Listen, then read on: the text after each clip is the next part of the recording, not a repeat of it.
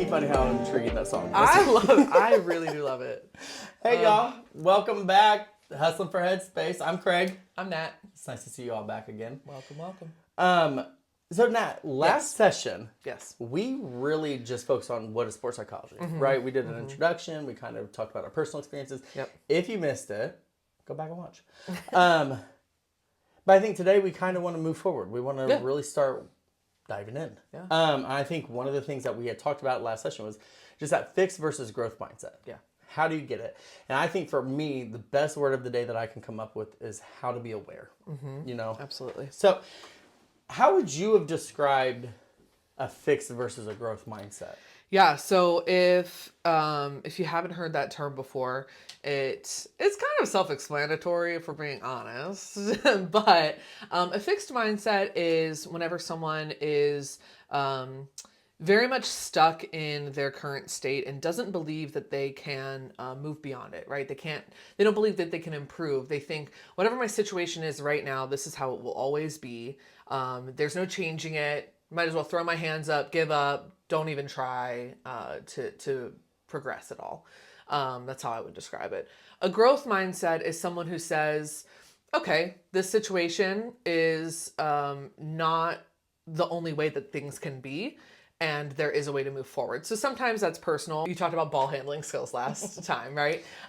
Where someone's like, I'm a bad ball handler. I will always be a bad ball handler. And so they're like, too bad, like not ever going to get better. And that's a fixed mindset. Whereas a growth mindset is, I'm not a great ball handler right now, but I'm going to keep practicing it. I'm going to do, work on mental skills. I'm going to do all of these things to get better. And I believe that I can become better because it is a skill, it's something I can build upon.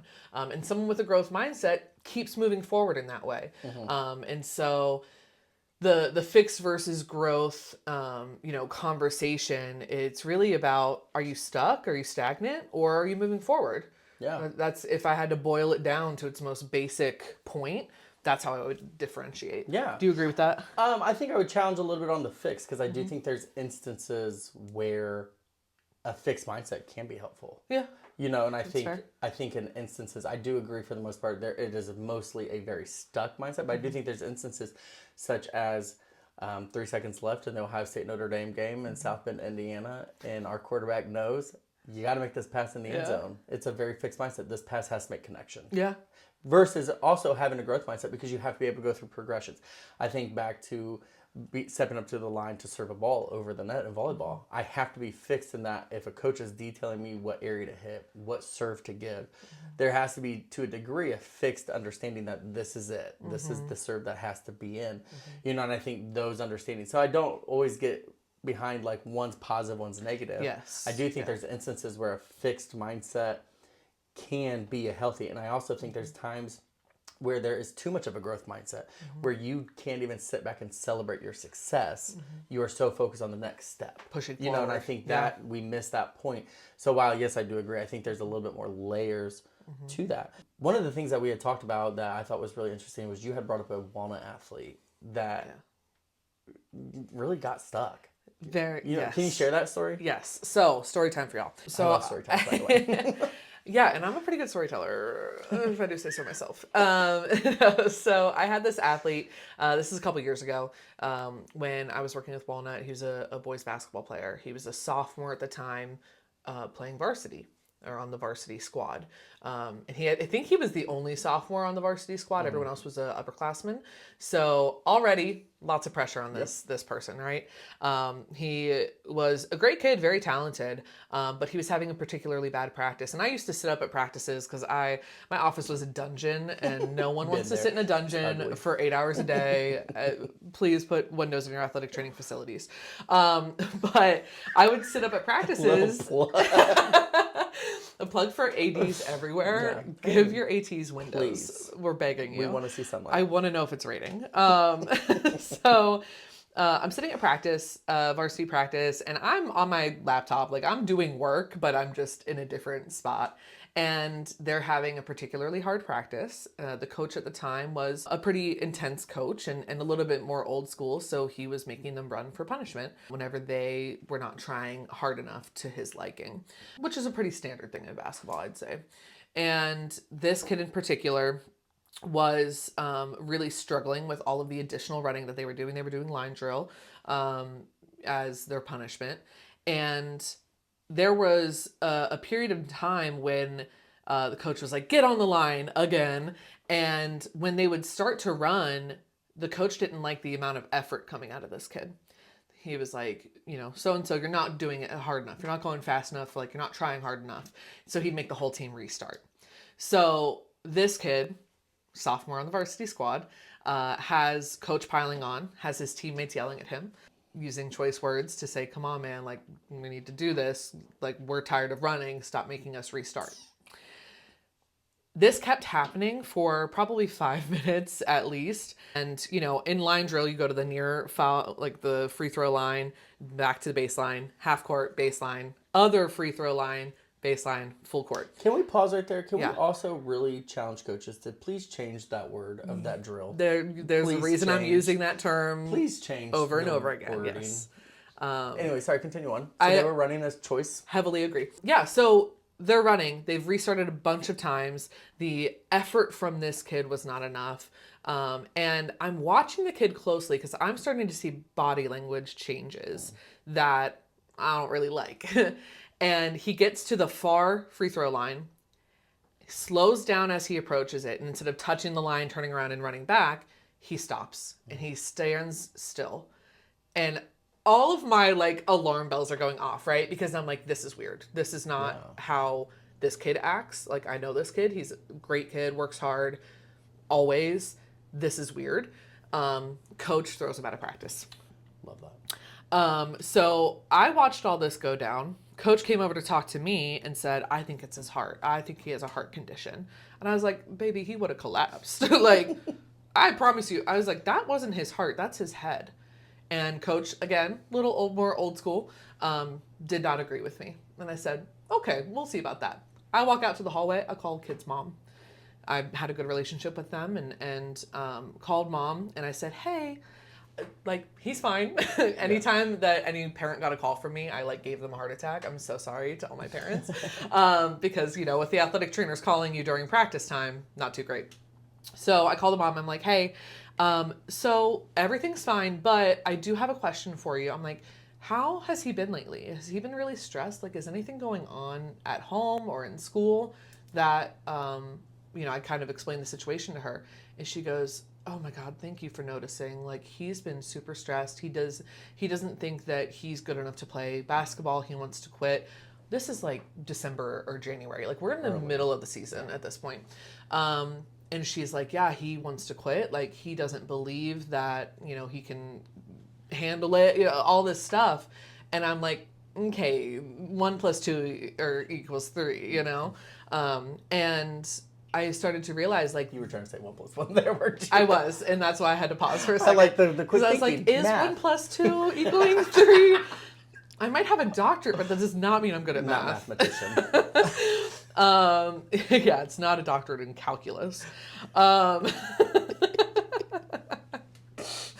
Anyway, so all of this happens, and I actually referred him to a sports psychologist that I knew of because I didn't know you existed at the time, and and we started to have these conversations, and I find out this kid had so much negative self-talk.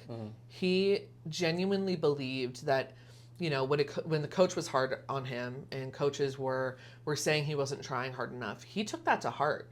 And he was like, wow, I really suck. I'm not good at basketball, and kept convincing himself that he wasn't good enough to be where he was and in a position that he earned, right? He tried out for the team. He made varsity for a reason.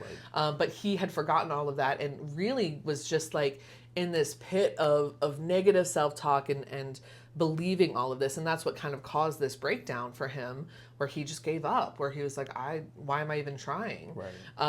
And he was very much stuck in that kind of fixed mindset in a negative way in this situation, where he didn't think that there was any way for him to get better. He didn't think that no matter how hard he worked, no matter how many extra hours he put in the gym, how many extra shots he got up before school at 6 a.m. or after school at 3 p.m., he didn't think any of that mattered. and that none of that was going to make him a better basketball player. We know that's not true. Yeah. And he eventually was able to work on skills that let him see that that was not true. And he had a very successful high school career for his junior and senior year. He played brilliantly. He did not have any other issues once he started working on focusing on what he could improve, what he can do better, what he can control. Right. You know, he had really bad anxiety even just on the way to the school for practices. And we found ways to work around that. And that was really important. Which again goes back to what we even brought up in the first episode. It doesn't matter how much repetition you put in if you are not working on the internalized emotions that you're experiencing. Yep. My story is a little different. Please share. I was living in Connecticut. I was trying to move back to Ohio. I had lived on the East Coast for 4 years, and I was ready to relocate back to the state. But in the state of Ohio, to be a school psychologist, you had to reach a certain test score. Okay, so I'm studying. This was around like January, February timeframe. I knew I was moving back in the summer, but I didn't feel confident telling people I was moving back until I passed this test. Praxis for those old school people that know what I'm talking about. So here I am studying. The day of the test comes up. I knew I needed to make a 275. 275, that was the number. 275, I'm good to get into the state of Ohio, can apply and start going after jobs. So I go take the test. I'm feeling confident. 273.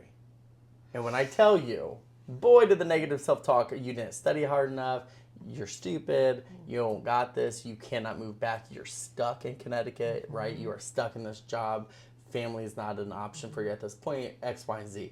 The whole weekend, keeping it PG, boy, did I make not great decisions. A lot of crying, a lot of frustration, a lot of negativity.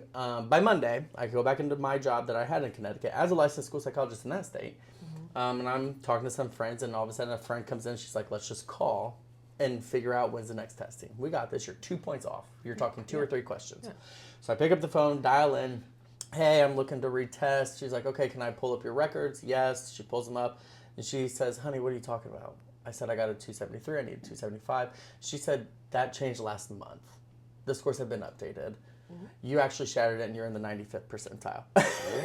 Okay, big brain yes, Craig. Yeah, so all the moseying and negative self-talk actually was null and void at that point. At that point, if I would have just done my research, if I would have actually explored, would have had different. However, in the moment, a lot of negative self-talk, a lot of fixed thinking, a lot of fixed mindset of I'm not getting out of Connecticut. I do not have the opportunity to relocate back to the state of Ohio.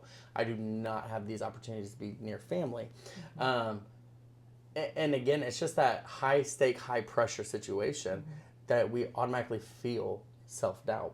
You brought up a really interesting point that I think is important for parents and coaches and athletic trainers or athletic directors or stakeholders or even student athletes to recognize. You said during your example, this athlete's running back and forth and you didn't like the body language. What did you see?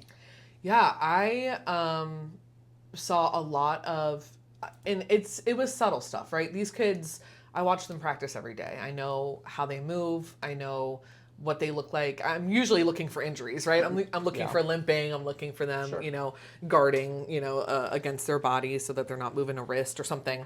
And for him, it was some hunched shoulders. So it was a very slight difference, but he had this like rounding of his shoulders that wasn't normally there. As if, like that, cartoon version of disappointment. We were like, oh, like Eeyore. That's what he looked like. And I don't even know if any of the coaches picked up on that, but because I'm always tuned into the body, I did notice it. Yeah, I was really aware of it. He also had like a forward head position, like his head was tilted down. It looked like he couldn't catch his breath, which is maybe where coach got the cardiac idea from, like the heart issue idea from. What else did I see? Oh, there was a lot of avoiding eye contact. Coach would be during this the 5 minutes where they kept restarting. Coach was specifically calling him out and yelling at him, and the kid would not make eye contact with anybody. He just stared at the floor the whole time, which was not normal for him. Right. And so those things were like little clues that made me kind of stop what I was doing on my computer and watch, because I was like, he's not doing well, right? Like something's off. It might not be physical, but I can tell through the way his body is presenting that something's not right. Yeah, I think that's a really important tool just for any individual within athletics or performance. We can talk about marching band. We could talk Yeah. about on the stage performing a play or musical. I think understanding the difference of body language and being attuned and aware, there's that word again, Uh-huh. aware to what people are experiencing. So many times, like you're talking about the hunched over or the head or the eye, and just these subtle movements. Whereas as a coach, once you start becoming aware, I think sometimes being a coach myself, like being in those moments, you reach a level of such frustration that you're not getting the performance you know your team is able to produce, or the individual. If it's an individual sport, there's that level of frustration. But there's also this element that you're not taught of how to watch your team's body language, to watch how they're wording things, to hear tone. You can hear anger. Anger is an obvious thing to pick up on, but to see defeat is something that's very abstract and something that we need to. And maybe that's something that we do want to highlight: coaches and families being aware, but also athletes being aware. Last episode we brought up Simone Biles, right? We Yeah. talked about the twisties. We talked about, but I think the most insane part of that is nobody could have jumped in the mental side of Simone to see what was happening. There had to be a level of awareness that she brought forth that I'm in an unsafe situation. Yep. And then awareness on top of that, what do I do about it? You know, you're on the highest stage as an athlete. You are expected to take gold in multiple events. And you have the awareness piece to say, I'm not safe. I can't push this element. And so many athletes think like that's the tenacity part. That's where I got to fight through it. I gotta just have the grit to push Yeah. through. And instead, there is this very thin, we're acknowledging it, very thin line, but nonetheless a line. Yeah. And I think the part then that as you were talking and then bringing this back to Simone Biles, I think the part of it that is also crucial in mindset is acknowledging and advocating, right? So not only did Simone stand back and acknowledge what I was experiencing is not healthy, I was aware of what I'm experiencing, but then I also have to advocate for what I need in that moment. You know, I'm hearing this walnut athlete, and it would have been so powerful for him to just, even if he walked out in the space for a second and advocated, I need to talk to coach for a second, or I need to talk to Dr. Nat, or I just need a moment, like advocating. But I think the other part of that is having a team culture where coach and other teammates respect that and honor that. There is a level of push, but there's also a level of accepting that at some points we all reach our mentally breaking, and it's not worth the push to go beyond. If Simone Biles goes back on that beam in competition, all of a sudden we're talking injury. An injury that doesn't bring you back in 4 years, or 3 in this instance, to compete in Paris in 2024. Whereas we all know she came out on top on multiple occasions. Nearly everything. Nearly everything. Right. So as we talk about it, like one of the things that I push all my athletes to get in the beginning is this exercise we call grounding. And there's many forms. If you would look up grounding exercises, there's many variations to how to understand this. One of the best ways I teach it though is just almost like meditating through your body, traveling through your body. So if we were to journey through and I grounded myself, you're going to hit every element of your body to try to decipher what it's feeling. So we're sitting in these bar stools, our feet are dangling. Right away, if I'm grounding myself, my feet are crossed because there is a dangle element. If I travel up through my legs, they're fine. My stomach, casual, just casual. My chest, a little tight. We're talking a lot. We're trying to be impacting. We're trying to be mindful. So I would say my chest is a little tight. I'm journeying through my arms. I'm feeling okay. My head, in the capacity that we're sitting in, my head is going fast. There's a lot of thoughts. How can I make connections? And what is the most beneficial for our reader or for us? You know, but then that grounding brings awareness to the fact that, hey, my chest is experiencing some level that's not balanced. And so is my head. I can cope and I can deal with those elements. Grounding is a very minimal task, but very effective. So for you, if you would ground yourself right here in this moment, what would your body be experiencing? Yeah, I've been doing it while you're talking. I also had my feet crossed, and I didn't realize that I had them crossed. But I'm like, yeah, that feels more comfortable than leaving them hanging. Because if I leave them hanging, I feel pressure on the back of my legs, like on my hamstrings, and I don't like that. Like, it's uncomfortable, right? One thing I'm really noticing, my left shoulder, there's a lot of tension in my upper trap. I've not been aware of that previously, but for whatever reason, I must be tensing, more on this side, or maybe this side's weaker, and that's why my right's not bothering me, but my left is. Possibly. I also feel like my throat is dry, but we've kind of been talking for a while. So I'm like, okay, maybe I need a sip of water, right? And that's something that I also was not aware of before. I think the important piece that you're pulling away that as stakeholders and student athletes you can take away is you're identifying needs. So I think, for instance, she's talking about her trap in her shoulder. I'm not so knowledgeable of those physiological pieces of the body, but when you're able to identify the need, you're able to identify, is this something that needs physical attention, such as a massage, ice, rest, versus where I was talking like my chest might be a little bit more tight. That's something I can regulate through breathing exercises. You know, it's things that we can cover on as we kind of build on this. But I think having grounding in your day-to-day practice is something that I would highlight to incorporate. Now, here's the caveat for me when it comes to grounding is it can't be something you only do when you're feeling X. Yeah. It's got to be a day-to-day use. If your body internalizes this as an activity you only do during negative experiences, then it's going to flush out a remote hope that mentally you're going to progress. It's got to be something that you're doing on the daily, because part of it is you also want to understand what your body feels like at its most balanced part, its most positive part, and its most negative part. And once you're able to start doing that, you can really decipher what your body needs. I teach my athletes all the time, if there's certain parts of your body that are emotionally or mentally exhausted, there's skills and strategies that you can do to enhance that. Versus a physical thing, a physical need, water, massage, treatment, therapy, whatever, that's a physical force that you can also take care of. You can acknowledge it and address it, right? But you have to become aware of what your body, what your mind is telling you, you know? This reminds me of not an athlete, but Pedro Pascal, everyone's favorite man. He's an actor, for those that don't know, pretty famous actor. He was talking on, I think, a red carpet. Somebody asked about his like red carpet pose. He always poses with his hand over his stomach, like just very casual, but like he rests a hand right here. And in this interview, somebody asked like, oh, like, how did you develop that pose? And Pedro said, this is where my anxiety lives. So he had a physical space in his body where he feels anxiety, he feels anxious. And red carpets, very overstimulating environments. If you've never seen an interview or like a video of a red carpet, it's a lot of shouting, it's a lot of cameras, a lot of flashes, there's a lot going on. And so Pedro gets nervous whenever he's on the red carpet, and he just places a hand right there to kind of ground himself in reality. He understands, okay, this is where I'm feeling anxious right now, and that's okay, but I'm going to stay rooted in that. And I think that that's really cool to be able to have the awareness to say, this is where I feel that manifested. You know, it's a mental feeling that's showing up in my body, and your body is going to tell you what's wrong. Right. You know, we just have to learn how to interpret it. And I think it's a powerful thing too, to ignoring what your body is experiencing is not going to help. It's not going to go away on its own.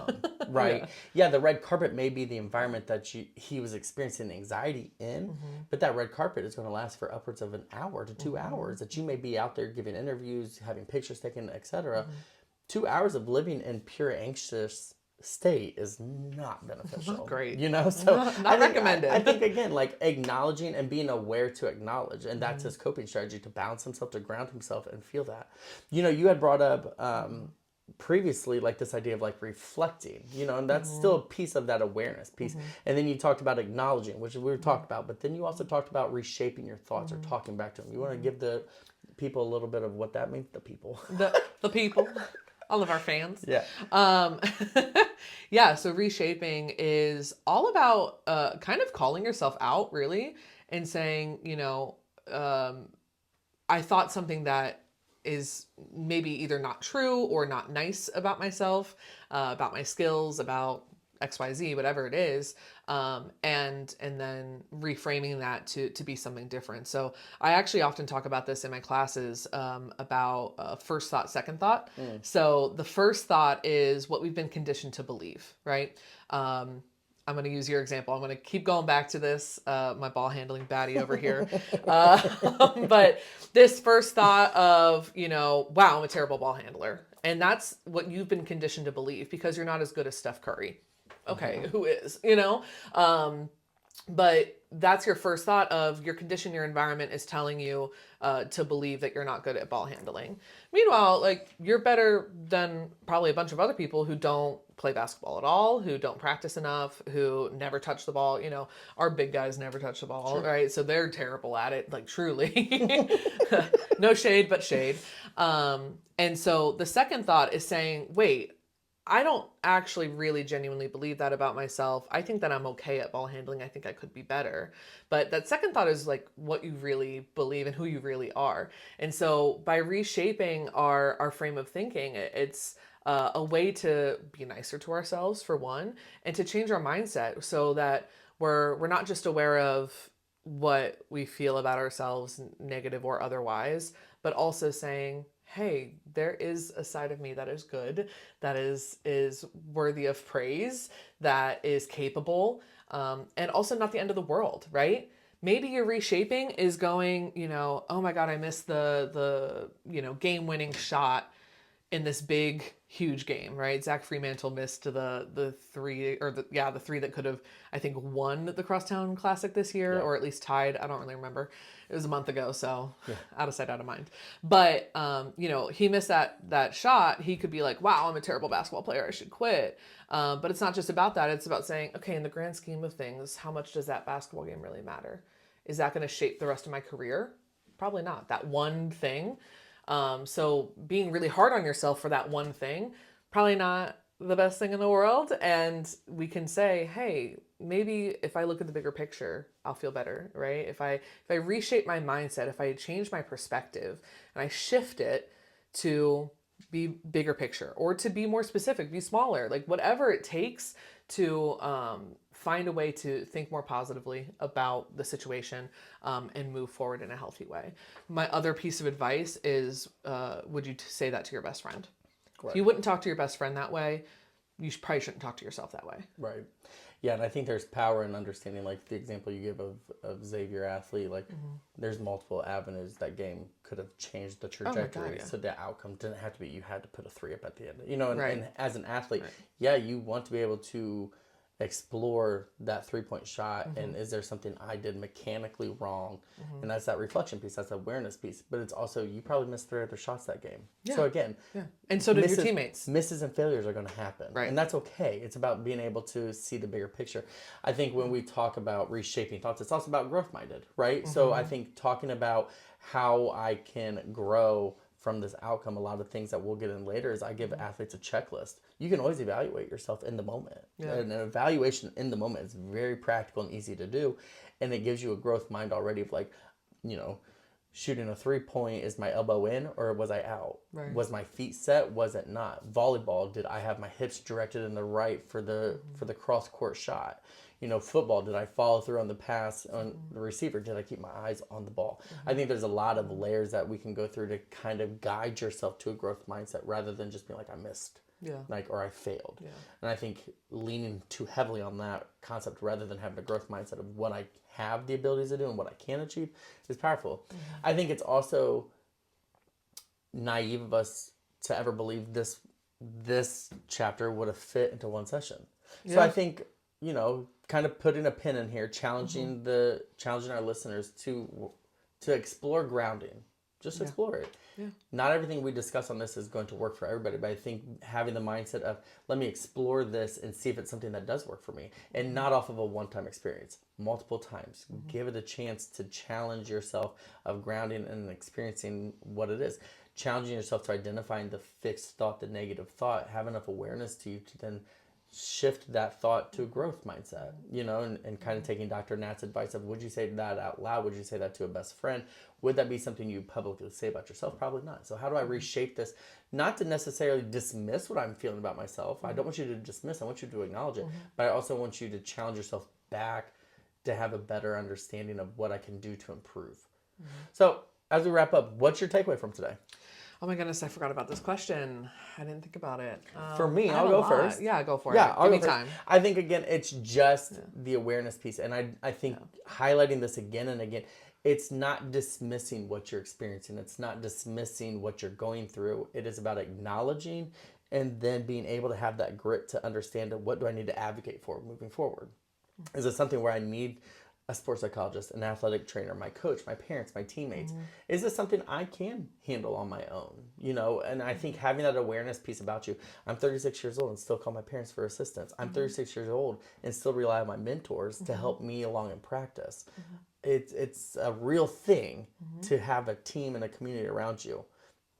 Thank you, because that gave me time. I think my big takeaway is very similar, and it's actually a challenge for everybody to start to identify the physical sensations in your body, but also in your friends, your teammates. If you're a coach within your team themselves, what attributes do they normally display versus what attributes are you seeing? What body language are you seeing? Or what sensations are you feeling whenever your mindset starts to change, when you start to get down on yourself? Because we all have those times. Sure. I still do all the time. But what do you notice about the people in your life and about yourself whenever the negative self-talk starts to take over? I think I want to challenge everyone to start just identifying. We don't have to fix anything quite yet if you're not ready for that, but at least become more observant and more aware of your surroundings and the people in your life, so that when you are ready to fix it, you know, you're able to say, oh, that's weird. Like, they don't normally avoid eye contact, or, you know, they were really brief after practice today. That's different for them. Those are the kinds of things I kind of want people to really become more aware of. Yeah. So, love the reflection. Yeah. I think part of this is next time you listen to us, we're going to ask, how did the grounding go? And I think reflecting on that, how did reshaping thoughts go? Were you able to pick up on it? It's not an easy thing. It's not something that's going to just happen in the blink of an eye. It's a skill. But it's practice.